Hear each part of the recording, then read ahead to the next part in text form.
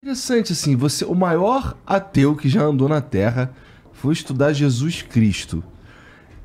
Qual foi o gatilho, cara? O que fez você ir por esse caminho?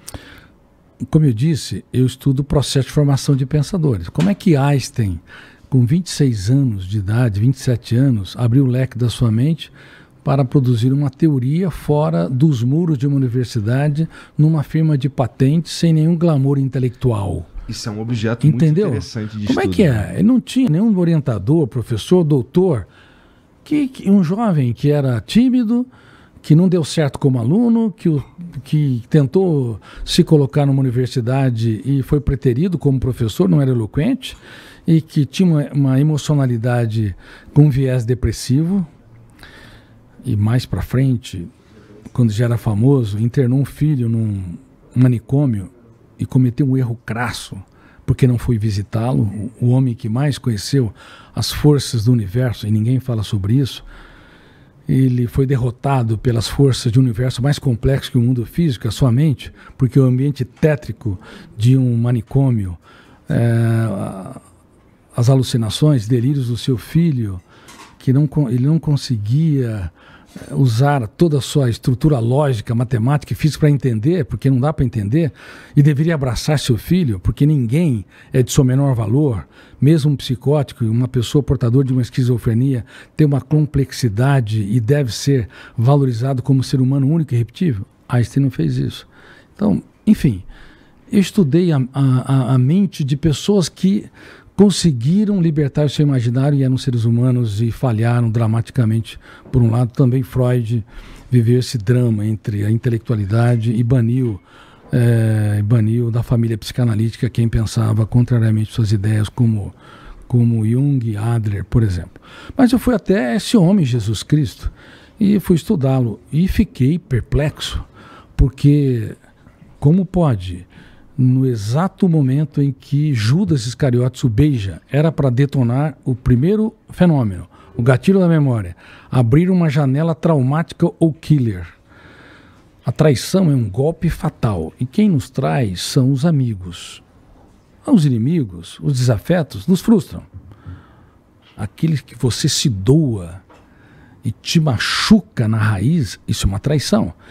E naquele momento, quando abre uma janela traumática, duplo P, com duplo poder, poder de ter um volume enorme de tensão e poder de fechar o circuito, e você não abre milhares de janelas com milhões de dados para dar resposta inteligente, ou você agride, como muitas pessoas fazem, ou você recua timidamente.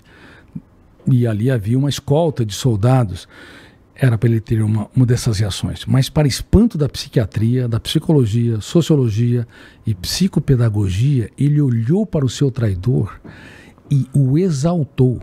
Ele o chamou de amigo. Amigo, porque ele não tinha medo de ser traído. Ele tinha medo de perder um amigo e usou uma pergunta e levou o método do questionamento em níveis que o grande questionador da filosofia, Sócrates, jamais imaginou. Amigo, por que você está aqui? Claro que ele sabia porque ele estava lá. Só que ele não dava respostas prontas. Ele queria que o ser humano encontrasse o mais importante endereço. Ele queria que os seus alunos elaborassem as suas respostas. Aí eu teci uma frase. Nunca alguém tão grande se fez tão pequeno para tornar os pequenos grandes. Então, para encerrar, Einstein era a maior celebridade da ciência, a primeira grande celebridade da ciência, internou seu filho e não o visitou. Freud, o grande construtor da psicanálise, com uma intelectualidade enorme e também muito sociável, porque escrevia milhares de cartas para os seus amigos, mas não conseguiu abraçar quem o contrariava em relação à teoria da sexualidade. Agora estava ali, o mestre dos mestres, sendo beijado por um aluno, porque na verdade era uma senha para a traição, e ele de fato o abraça. Ele dá tudo o que tem para aquele que pouco tinha. Eu fiquei perplexo. E aí virou cristão? E virei um cristão sem fronteiras. Eu não defendo uma religião, sou lido pessoas nas mais diversas religiões, budismo, islamismo, brahmanismo, espiritismo, catolicismo, protestantismo, e eu fiquei perplexo. Por isso eu escrevi a tetralogia, O Homem Mais Inteligente da História, O Homem Mais Feliz da História, O Maior Líder da História e O Médico da Emoção.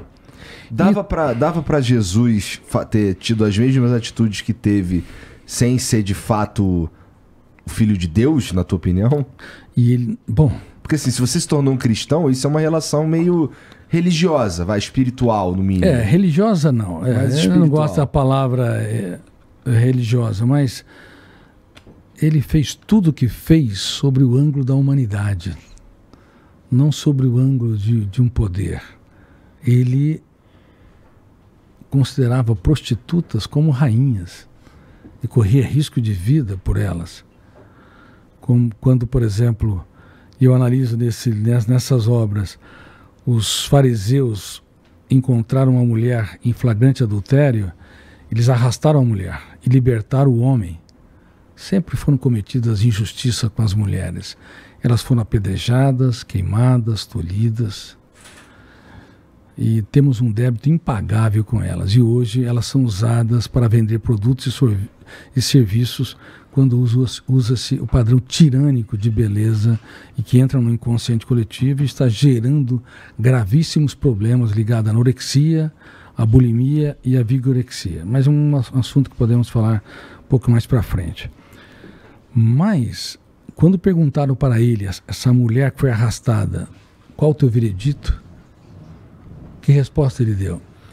Aquele que nunca pecou, que atire a primeira pedra. Então, essa foi a segunda resposta. Qual foi a primeira, então? Sobre os ângulos do estudo da mente dele, da psiquiatria e psicologia, a primeira resposta é não dar resposta. A melhor resposta quando o seu filho ou sua filha te contraria, ou seus colaboradores te frustram, é você fazer o silêncio proativo. Você se cala por fora e grita por dentro. Quem me ofendeu? Por que me ofendeu? Qual a melhor resposta que eu devo dar num foco de tensão?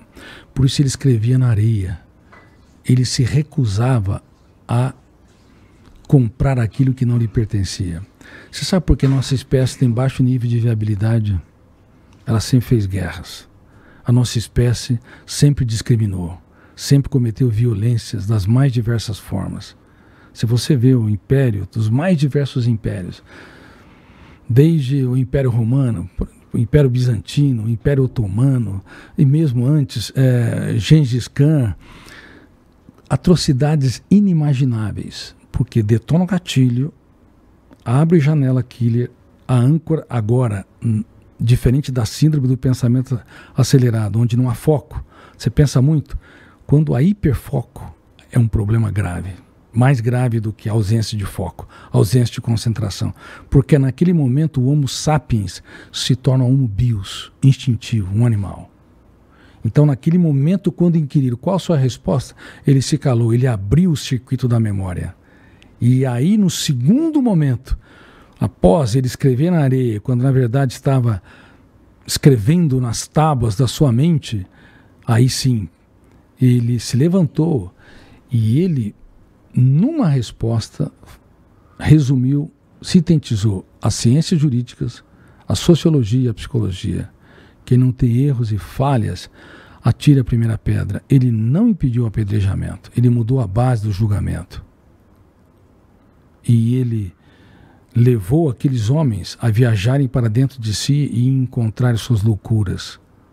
Porque todos nós temos falhas. Todos nós temos incoerências. Não há um psiquiatra, não há um psicólogo, não há um ser humano que não tenha débitos consigo e com as pessoas que estão ao seu redor. Basta ter coragem para mapear as nossas loucuras, que nós vamos ser mais humildes, vamos julgar menos e abraçar mais. E ele usou essa ferramenta de gestão da emoção para preservar aquela mulher. Por isso que ela nunca mais o abandonou. Porque o amor só nasce no terreno da liberdade. Você tem que dar direito para os seus filhos irem, para os seus colaboradores irem. Porque se eles te amam de fato, ou te valorizam de fato, eles vão ficar. Porque só há amor se houver liberdade. Se há controle, você vai ter servos, você vai ter pessoas dependentes, mas não vão ter pessoas que vão te valorizar na estatura que você realmente merece.